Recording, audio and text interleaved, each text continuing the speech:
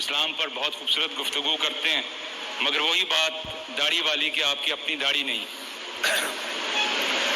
بڑی مختصر سی بات ہے، اگر داڑھی والے اتنی اچھی تقریر کر سکتے ہیں تو ویلکم۔ دیکھو نا، جو اللہ کی گریس ہے، وہ اللہ کی گریس یہ ہے کہ جب یہ ملک دینا تھا اس نے بے شمار داڑھی والے مقدسین موجود تھے، شیخ العرب والعجم موجود تھے، استادان حرم موجود تھے، اور ماشاءاللہ سکول آف ندوہ موجود تھا، سکول آف دیوبند موجود تھا، بریلی موجود تھا، بڑے بڑے سکول موجود تھے، لکھنؤ کے قدوۃ السالکین موجود تھے۔ پھر کیا ہوا؟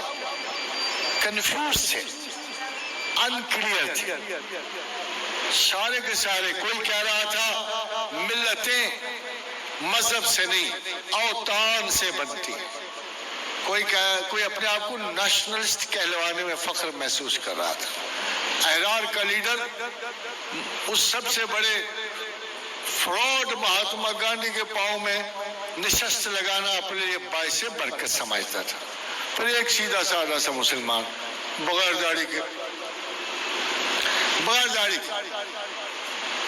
ایماندار سا، مستحکم مزاج اور عادت والا، اللہ نے اسے دیکھا، اس کے دل کو دیکھا، پھر اسے دیکھا اور چاہا اسے کہ یہ مسلمانوں کو لیڈ کرے۔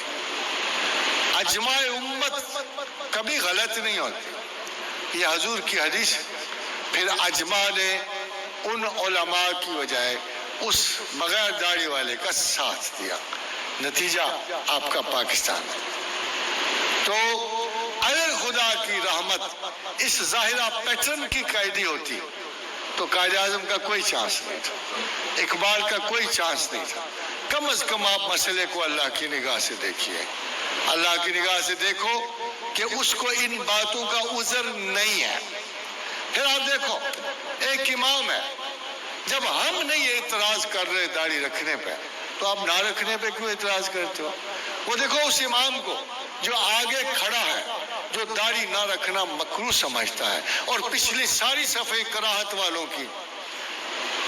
تو چاہیے تو یہ کہ اگر یہ اصول اتنا سخت ہے اور اتنی پابندی لازم ہے تو بھائی سب کو مسجد سے نکال دو، اتنا رحم مت کرو، شریعت مینٹین کرو، یہ شریعت کا حصہ نہیں ایز سچ۔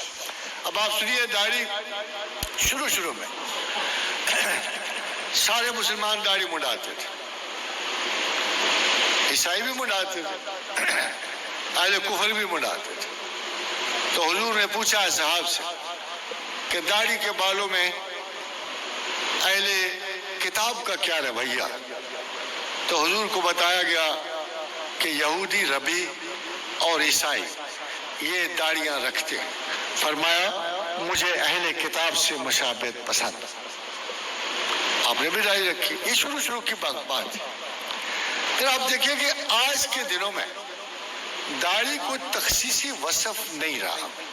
ہندو رکھتا ہے، سکھ تو داڑھی ہی داڑھی رکھتا ہے، اس کے علاوہ کچھ رکھتا ہی نہیں ہے، کافر رکھتا ہے، ہر آدمی رکھتا ہے۔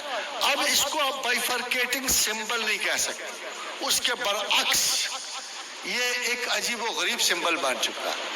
مسلمان معاشرے میں علماء کے انحطاط کے زمانے میں داڑھی ایکسیپٹیبل سمبل ہونے کی بجائے ایک گلٹ کا سمبل ہو گئی ہے۔ کسی کو گلٹ چھپانا ہو داڑھی رکھ لیتے۔ علماء کی یہ جملہ آپ چلتے پھرتے ہر آدمی سے سنیں گے، اس کی داڑھی پہ نہ جانا، بیچ میں بہت بڑا بیمان ہے۔ معاذ اللہ استغفر اللہ۔ میں سمجھتا ہوں کہ جنہوں نے اسے خدا اور رسول کے توسط سے خیال سے رکھا وہ برکت والے لوگ ہیں، مگر داڑھی سنوار کے رکھنی چاہیے۔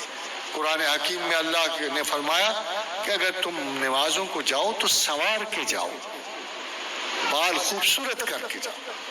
یہ جو داڑیاں آج چل رہی ہیں ان کا تو شرکن خبر، نہ کوئی رخ ہوتا ہے نہ ڈائریکشن، بے ہنگم۔ اور ایسا ایک داڑھی والا حضرت عمر فاروق کے زمانے میں مدینہ آیا، حضرت عمر نے اسے دیکھا، کہا اسے پکڑ کے میرے پاس لاؤ۔ اس بدوی نے بڑا شور مچایا تو لٹرلی محدثین کہتے ہیں کہ عمر نے اس کی گردن گھٹنے میں لے کر اس کی داڑھی مڈائی۔ اور وہ کہتے تم اگر رکھ نہیں سکتے ہو تو یہ وبال تم نے کیوں پالا ہوا اور اتنے بدشکل کیوں نظر آ رہے ہو؟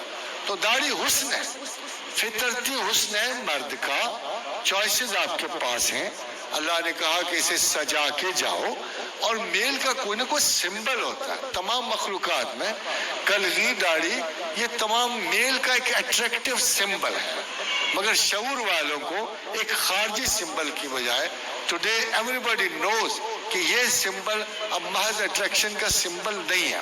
ابھی پچھلے دنوں کی بات ہے کہ ایک نئی موومنٹ چلی جسے ہپی موومنٹ کہتے تھے، اس میں داڑھی صرف سیکس سمبل تھی۔ اب آپ بتائیے یہ آج کل کے زمانے میں اس کو ہم مانی نہیں قرار دیا جا سکتا۔